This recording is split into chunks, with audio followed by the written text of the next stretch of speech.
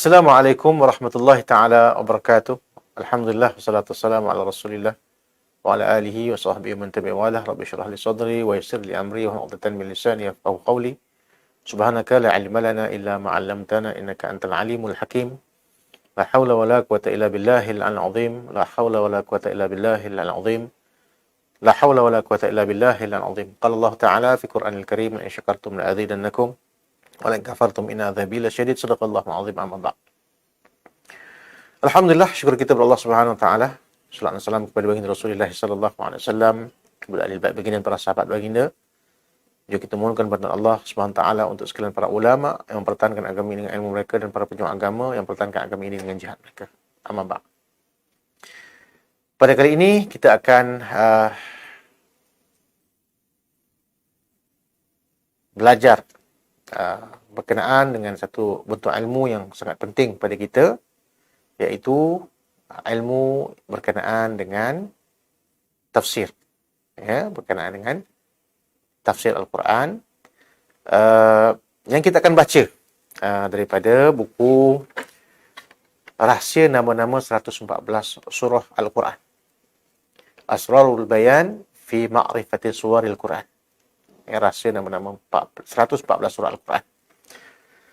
Ya, Alhamdulillah, saya telah menulis buku ini dan dia adalah merupakan terbitan daripada Galeri Ilmu Sudan Berhad.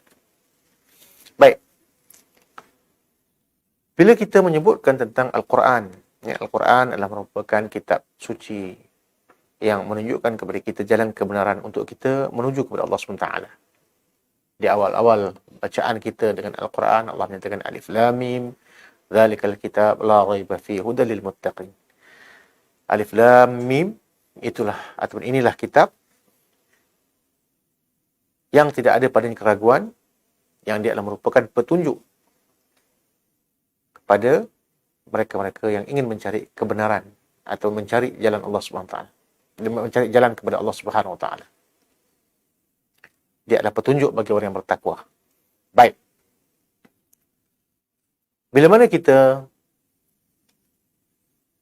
ingin mencari kebaikan dan kebenaran dalam agama kita, perkara yang kita perlu rujuk adalah Al-Quran dan juga sunnah bagi Nabi SAW. Di mana dua perkara ini adalah merupakan sesuatu yang penting untuk kita pegang dalam menghadapi kehidupan kita yang serba pancaroba pada hari ini. Yang disebutkan dalam sebuah hadis bagi Nabi SAW yang maksudnya, telah kutinggalkan kepada kamu dua perkara. Taraktu fikum amraini. In tamassaktum bihima lan tadillu abada. Telah kutinggalkan kepada kamu dua perkara yang kalau kamu berpegang kepada keduanya itu, kamu tidak akan sesat selama-lamanya. Itulah pertama kitab Allah, yang keduanya adalah sunnah Nabi SAW. Melalui Al-Quran ini sebenarnya dia adalah merupakan satu bentuk usaha dalam kita ini nak mengenali siapakah diri kita. Apa yang kita lakukan di atas muka bumi ini. Kemana kita nak pergi selepas ini. Al-Quran memberikan maklumat tentang siapa diri kita. Asal-usul kita. Untuk apa kita berada di atas muka bumi ini. Kenapa kita dijadikan. Dan seterusnya melangkah. Selepas ini kita ke mana? Semua itu jelaskan dalam Al-Quran yang merupakan kitab suci yang menunjukkan kepada kita jalan kebenaran. Sekarang ini umat Islam di seluruh dunia, terutama di tanah air, sedang kembali kepada kehidupan Islam. Zaman kebangkitan Islam telah berlaku di mana-mana. Justru kegarahan mereka kepada Islam itu hendaklah dipimpin dengan ilmu pengetahuan. Khususnya ilmu pengetahuan Islam. Hanya dengan itu sahaja kesedaran dan pelaksanaan mereka dapat diselaraskan. Ilmu itu adalah cahaya yang dapat menerangi jalan kehidupan. Daripada ilmu itu beroleh faham. Dari faham seseorang itu akan diberikan pula hidayah. Baik. Jadi kita jelaskan tadi bahawa ilmu itu ibarat cahaya yang dapat menerangi jalan kehidupan dan cahaya yang terang, benderang bagi kita. Itulah kitab daripada Allah Subhanahu Wa Taala. Itulah Al-Quran yang memberikan kepada kita ilmu pengetahuan. Dan dengan ilmu itu kita beroleh faham. Dengan faham itu kita akan diberikan hidayah.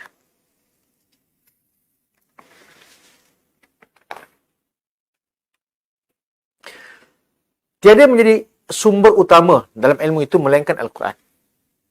Tiada yang memberikan sumber utama ilmu itu melainkan Al-Quran dan sunnah baginda Rasulullah sallallahu alaihi wasallam.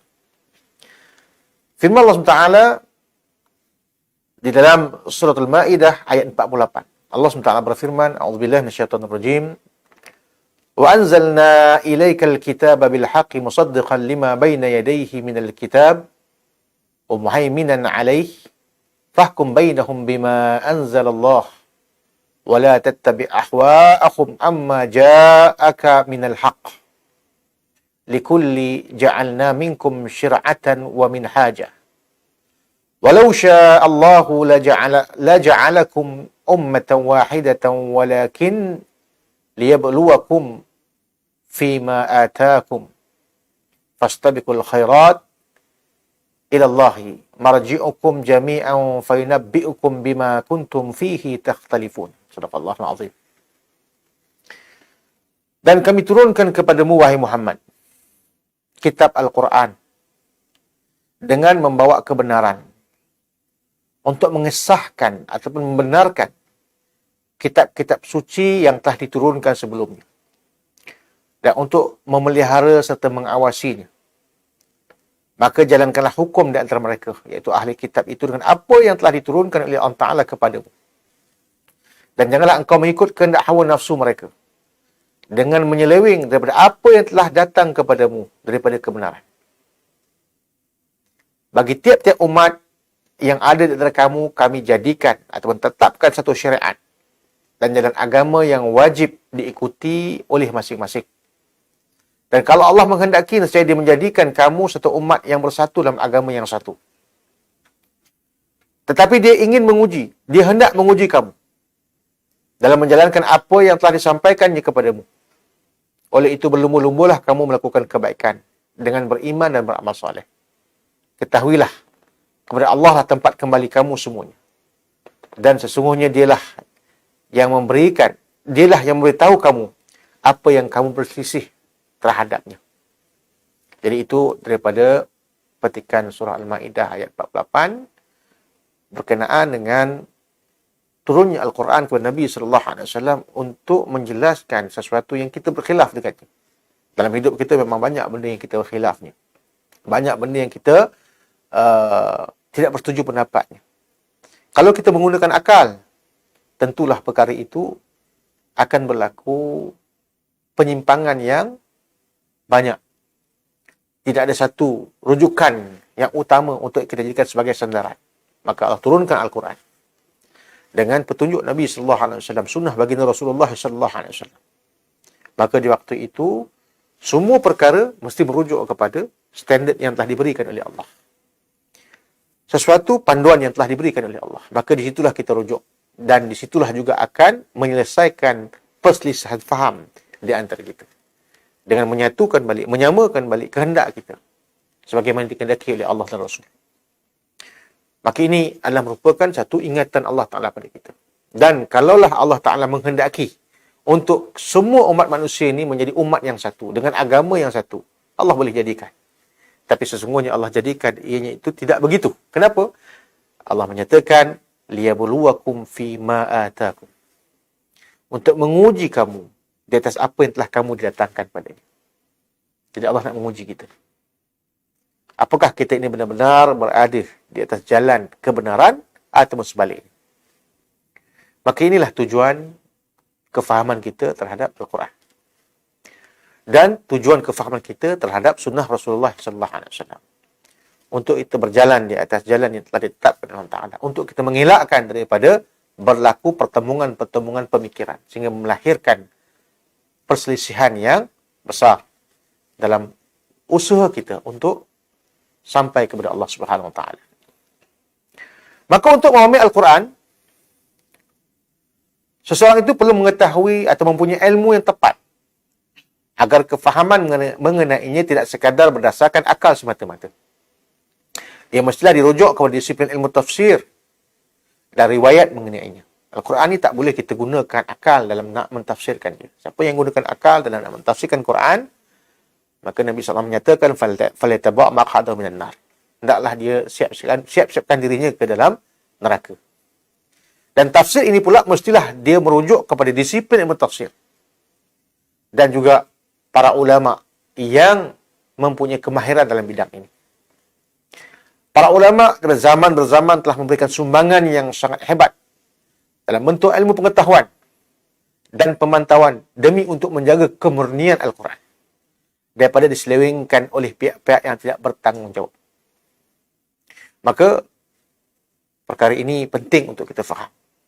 Kita mulakan dengan pengetahuan ilmu tentang Quran ini. Mudah-mudahan dengan itu kita akan dapat sedikit demi sedikit mendalami ilmu usul tafsir atau ilmu yang berkaitan dengan Quran supaya kita beroleh ilmu pengetahuan yang jelas dan benar dalam kita nak berjalan menuju kepada jalan Allah Subhanahu Wa Taala. Dan Al-Quran wajib dipelihara dan dijaga agar kemurniannya tetap terpelihara daripada penyelewengan pemikiran tafsir yang tidak bertepatan. Penyelewengan terhadap Al-Quran telah muncul semenjak zaman para sahabat lagi. Sebagaimana pesanan baginda Rasulullah SAW dalam sebuah hadis, al-Qamaqal, yakhruju qaumun min ummati yaqra'una al-Quran laysa qira'atukum ila qira'atihim bisyai'in wala salatukum ila salatihim bisyai' wala siyamukum ila siyamihim bisyai' yaqra'una al-Qur'ana yahsibuna annahu lahum wa huwa 'alaihim la tujawiz salatuhum taraqiyahum yamruqu min al-islam kama yamruqu as-sahmu min ar-ramiyati. Al-Qamaqal. Yang bermaksud akan muncul satu kaum daripada kalangan umatku yang mereka ini sangat bijak dan pandai membaca Al-Quran. Di mana bacaan kamu semua tidak standing jika dibandingkan dengan bacaan mereka. Demikian pula solat kamu tidak akan standing dengan solat mereka. Puasa mereka pula tidak akan terbanding dengan puasa kamu semua. Disebabkan banyaknya bilangan rakaat dan hari-hari berpuasa mereka. Mereka membaca Quran dan mereka menyangka bahawa Quran itulah hujah bagi mereka. Namun ternyata Al-Quran itu hujah ke atas mereka. Itu bencana atasnya. Jadi Quran ini hujjatun laka atau hujjatun alaika. Dia adalah hujah bagi kamu atau hujah ke atas kamu. Solat mereka tidak sampai melewati batas tenggorokan. Mereka keluar daripada Islam sebagaimana anak panah meluncur daripada busurnya. Hadis riwayat Imam Muslim. Maka demikian fitnah yang berlaku terhadap Al-Quran. Jadi mereka ini membaca Quran, ada setengah riwayat mengatakan tidak lepas kepada tenggorokan mereka itu. Tidak lepas daripada tenggorokan mereka. Maksudnya hanya sekadar bacaan itu di mulut saja, tidak sampai ke dalam hati mereka. Yamruqu minad din kama yamruqu sahmu minar ramiyati. Dia keluar daripada agama ni seumpama anak panah yang keluar daripada busurnya. Cepatnya keluar daripada agama. Maka itulah fitnah terhadap Al-Quran dan Islam di akhir zaman ini sebagaimana dijelaskan dalam hadis yang kita baca tadi. Kita berhadapan bukan sahaja dengan musuh-musuh di luar Islam, tapi kita juga berdepan dalam ruang lingkup Islam itu sendiri. Kerana itu untuk selamat perlu kita berjalan di atas manhaj yang telah ditetapkan oleh para ulama, khususnya daripada ahli sunnah wal jamaah, dengan menetapkan disiplin keilmuan, khususnya hal yang berkaitan dengan Al-Quran. Diharapkan semoga buku ini dapat membantu umat Islam dalam menghayati Al-Quran dan Islam secara keseluruhan dalam kehidupan yang membawa kepada kefahaman yang benar. Jadi mudah-mudahan kita akan dapat untuk faham tentang Al-Quran ini dengan lebih lanjut bila mana kita mempelajari ilmu-ilmu tentangnya. InsyaAllah. Baik. Kita tengok pada mukadimah dalam perbahasan buku ini. Ya. Kita akan belajar tentang mabadi'. Ya. Tentang 10 dasar ilmu usul tafsir. Semoga dengan itu nanti kita akan dapat kefahaman yang jelas berkaitan dengan macam mana yang dikatakan ilmu Al-Quran itu. Ya, baik.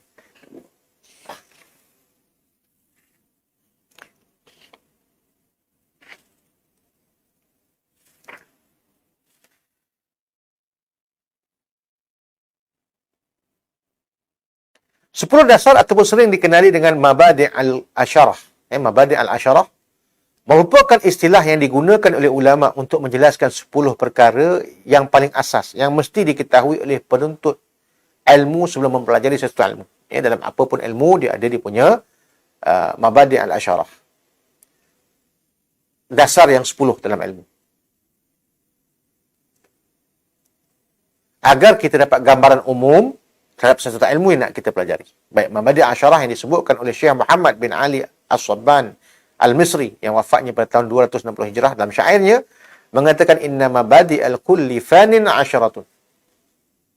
Al-haddu wal mawdu'u thumma thamaratu wal fadluhu wa nisbatun wal wadi' wal ismul istimdad hukm syari' masailun wa ba'du bi ba'd ikhtafa wa man darra jami'a jaza syarafah.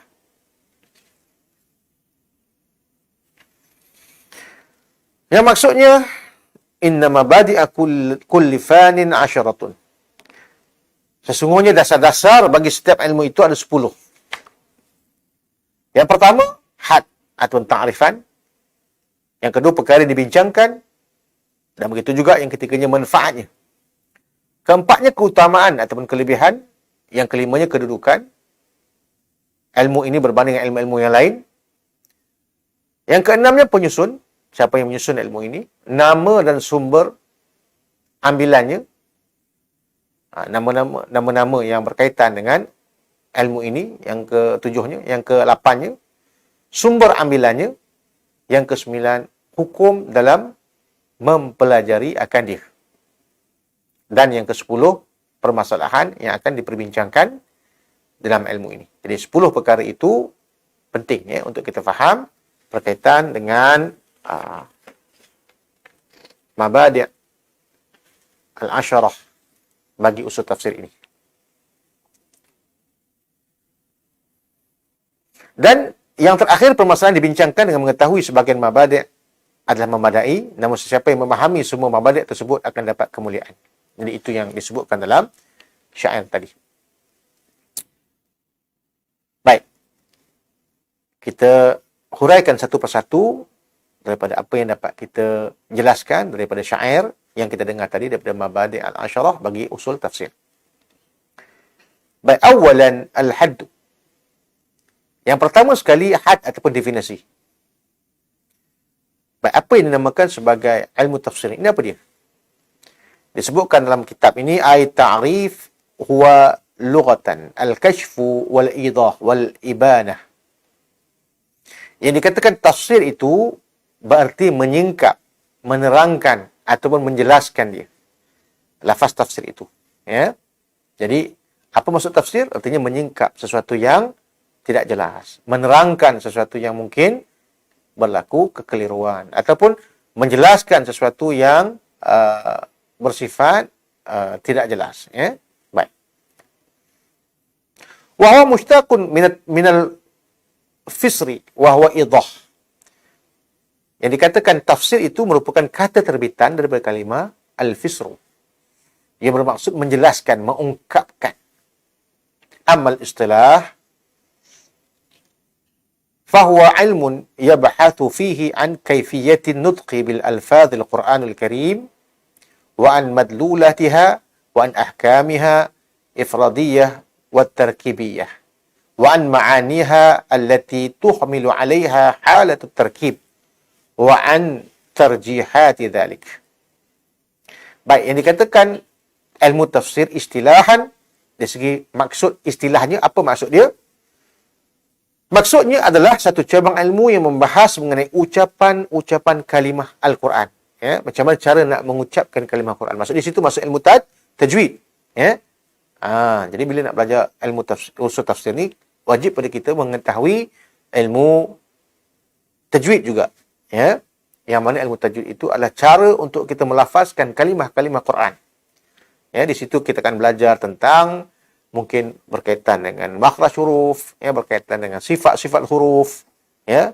Dalam sifat huruf pula ada dia punya sifat-sifat lazimah, ada sifat-sifat aridah, ya, sifat-sifat yang memang menjadi sifat khas bagi setiap huruf dan sifat yang mendatang padanya seperti gunnah, ya, seperti dengung, ya, seperti menjelaskan izhar, ya, dan yang lain-lain. Itu adalah sesuatu yang mesti kita belajar dalam ilmu tajwid, ya, berkaitan dengan cara mengucapkan akan lafaz-lafaz kalimah Al-Quran, ya. Di situ juga kita akan belajar berkenaan dengan hukum-hukum yang terkait dalam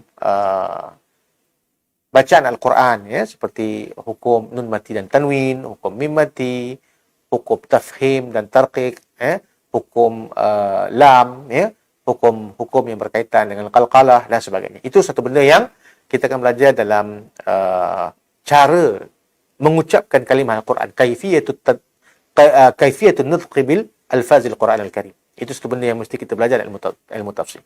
Baik, yang keduanya, di situ juga disebutkan perbahasan tentang pendalilan, ya, tentang perkara-perkara yang memberikan kepada kita dalil-dalil hukum. Seperti kita diperintahkan untuk solat, ya, kita diperintahkan untuk berpuasa, kita diperintahkan untuk berzakat, diperintahkan untuk kita melakukan haji. Yang semua itu ada dia punya dalil-dalilnya. Ya, yang di situlah nanti kita akan belajar cara melihat ayat itu secara zahir dan kita mempunyai kaedah-kaedah untuk istinbat, ya, untuk kita mengambil dalil itu menjadi sumber-sumber hukum yang dengannya itu kita dapat melakukan amal-amal yang disuruh atau diperintahkan oleh syarak. Ya. Dan seterusnya perbahasan hukum hakam yang terkandung dalamnya. Juga perbahasan dari segi bahasa, menjelaskan makna dan hikmah yang terkandung di dalam Al-Quran. Jadi itu yang dinamakan sebagai ilmu tafsir. Ya, jadi ilmu tafsir ini adalah ilmu yang membahaskan berkenaan dengan pengucapan kalimah, perbahasan tentang pendalilan, perbahasan hukum hakam yang terkandung dalamnya itu, perbahasan dari sudut bahasa, perbahasan juga dari segi penjelasan makna, ya, makna-makna dan hikmah-hikmah yang terdapat di dalam Al-Quran. Jadi hikmah ni banyak, ya, sebab dalam usul tafsir tu banyak nanti kita akan bicarakan. Ada hikmah daripada sudut kisah-kisah yang diutarakan, ada hikmah daripada sudut tamsilan-tamsilan yang disebutkan. Jadi semua itu ada kait-mengait dengan ilmu usul tafsir ini. Jadi ini yang pertama sekalinya yang dikatakan had dia, atau takrifan ilmu tafsir itu apa dia. Jadi dia adalah merupakan idah, ya, wal ibanah, penjelasan, ya, penerangan terhadap Al-Quran itu sendiri. Baik, itu yang pertama. Wa thaniyan al-mawdu'. Yang kedua adalah perkara yang dibahaskan. Dia ada 10 perkara kan, yang ini kedua. Yang kedua itu bayan, dikatakan wa huwa bayanu kalamillahi ta'ala wa bayanu madlulatihi wa ahkamihi wa ahkamil ifradiyyati wa tarkibiyyah wa ma'aniyati allati tuhmilu 'alaiha halat at-tarkib wa an tarjihati dhalik. Itu dia. Yang dikatakan maksud yang kedua yang dibahaskan itu ialah menerangkan tentang kalam Allah Ta'ala daripada sudut pendalilan dia, menjelaskan hukum-hukum agama yang terkandung dalamnya itu, perbahasan dari segi bahasa dan penjelasan dari segi makna-makna dan hikmah yang terkandung dalam Quran. Jadi ini mawdu' ni. Jadi ilmu usul tafsir itu adalah ilmu yang membahaskan tentang kalam Allah dari segi sudut pendalilannya, penjelasan hukum-hukum agama dan juga perbahasan dari sudut bahasa, makna dan hikmah yang terkandung dalamnya itu. Baik, itu yang kedua. Baik. Yang ketiga berkaitan dengan buah, ya, ataupun hasil natijahnya ilmu usul tafsir ini. Thalithan al-thamratu wa hiya fahmul muradi min kalamillahi ta'ala wa ghayatuhu ma'rifatu awamiri wa nawahi. Yang dikatakan natijah ataupun hasil kita belajar ilmu usul tafsir ini ialah kefahaman yang benar sebagaimana dikehendaki daripada kalam Allah SWT yang membawa kepada pengakhiran yang baik, iaitu mengenali Allah Subhanahu Wa Taala, ma'rifatullah, dan mengetahui segala perintah dan larangannya. Jadi tujuan kita belajar ilmu Al-Quran untuk apa? Untuk kenal Allah lah. Untuk kita itu bermakrifah kepadanya, untuk kita itu berjalan kepadanya. dan untuk kita itu mengenali Allah Ta'ala dengan sebenar-benar kenal dan mengetahui apa yang diperintahkannya dan juga apa yang dilarang olehnya. Dan itu adalah merupakan natijah daripada pembelajaran ilmu usul tafsir. Adapun yang keempat, rabi'an al-fadlu. Yang keempat adalah kelebihannya ataupun keutamaannya. Wa huwa fadluhu jazil iz bihi ta'rifu al-awamirihi al-Qur'ani wa nawahi wa yamtathilu al-awamira wa yajtanibu an-nawaqiya min istifaqullah ta'ala. Keutamaannya adalah memiliki kelebihan yang sangat banyak sebenarnya. Antaranya adalah mengenal bentuk-bentuk hukum, perintah dan larangan dalam Quran. Kita mengenal syariat. Ya, kita mengenal akan syariat ini. Sehingga dapat melaksanakan perintah-perintah itu. Yang penting kita laksanakan. Sebab syariat itu adalah merupakan jalan kita untuk kita itu beragama. Orang yang tidak bersyariat, tidak beragama. Jadi dengan syariat, kita beragama. Inna dina indallahil Islam. Dan agama yang diiktiraf adalah Islam. Nak faham Islam, kena faham Quran. Kena faham syariat. Sehingga dapat kita melaksanakan perintah-perintahnya dan menjauhi segala larangannya untuk mendapat keredaan Allah Ta'ala. Dan hujung perjalanan kefahaman kita itu adalah untuk kita memahami segala rukun dan syarat untuk mendapatkan keredaan Allah. Allah turunkan syariat ini untuk kita ikuti agar dengan itu kita mendapat keredaannya. Firman Allah Ta'ala, al-yawma akmaltu lakum dinakum wa atmamtu alaikum ni'mati wa raditu lakum Islam madin. Dalam surah Al-Maidah Allah menyatakan, pada hari ini aku sempurnakan bagi kamu itu nikmatku. Aku sempurnakan bagi kamu itu agamamu dan aku redha Islam itu sebagai agamamu.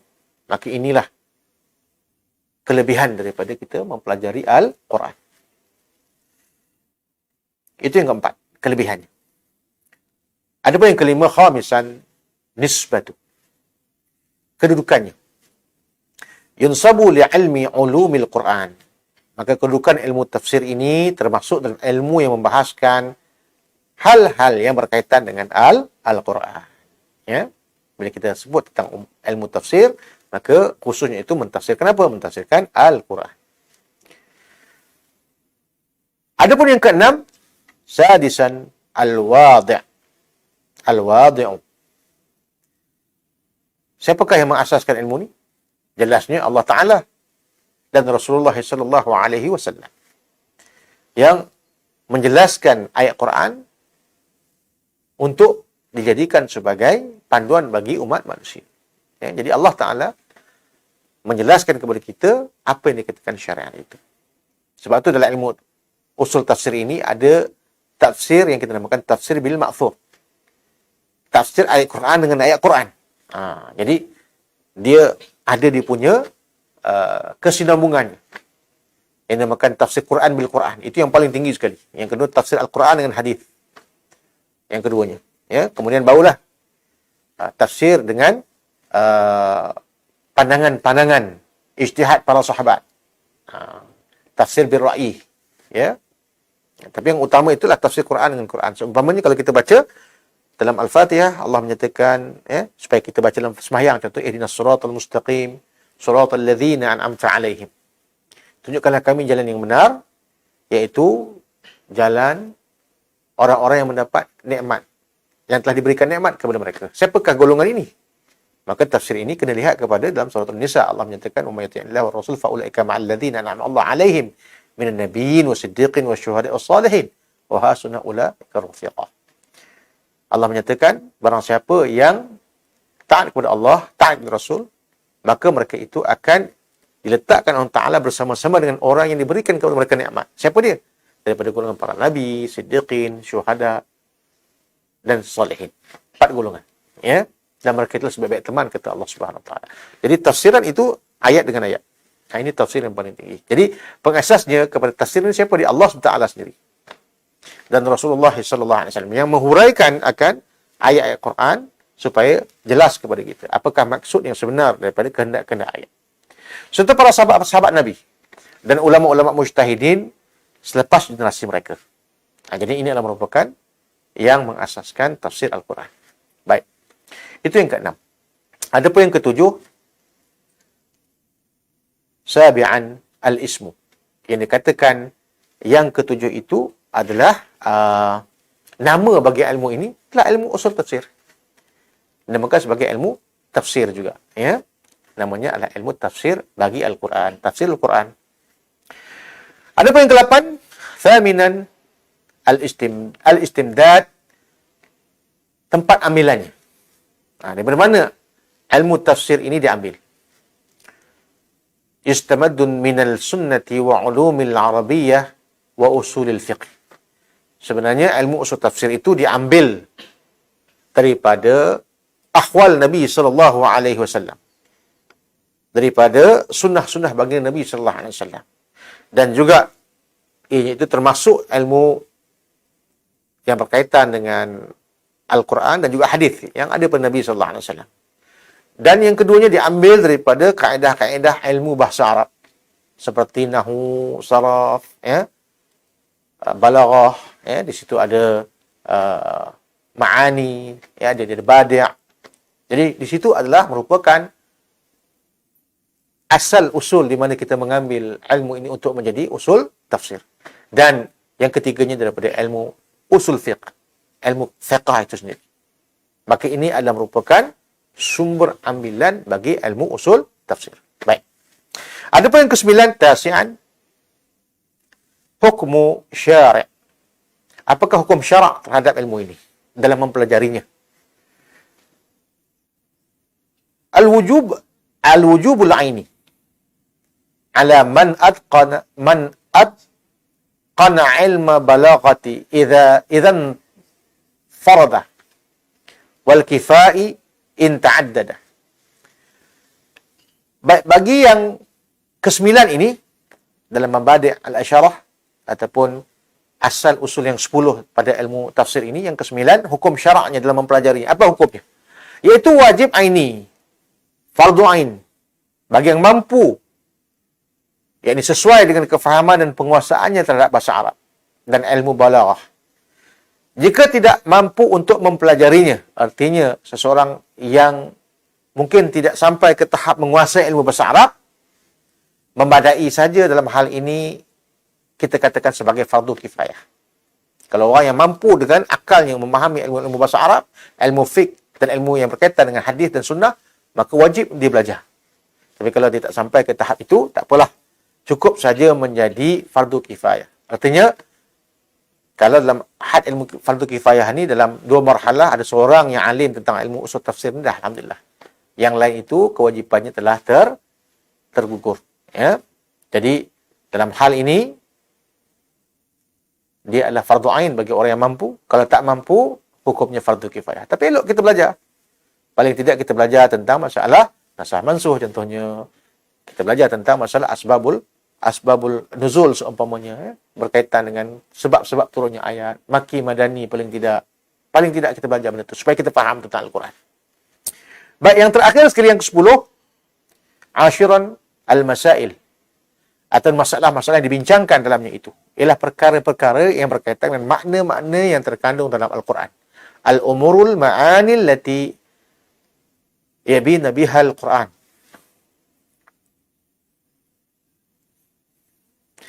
Ilmu yang terkandung dalamnya itu yang berkaitan dengan Al-Quran. Ya, jadi, tujuan kita memahami Al-Quran tidak lain adalah untuk memahami makna-makna yang ada dalam Al-Quran itu, yang kita ambil kemudiannya untuk kita jadikan sebagai sumber hukum, yang dengannya itu kita dapat beramal dengannya dengan apa yang kita namakan sebagai ilmu syariat. Ya. Jadi itulah 10 mabadi' al-asyarah dalam ilmu tafsir ini. Mudah-mudahan dia menjadi kebaikan pada kita, dan selepas ini insya-Allah kita akan sambung lagi berkenaan dengan pembelajaran kita terhadap ilmu-ilmu Al-Quran insya-Allah. Mudah-mudahan kita mendapat kebaikan dan kebahagiaan dunia dan akhirat. Wabillahi alam. Assalamualaikum warahmatullahi taala wabarakatuh.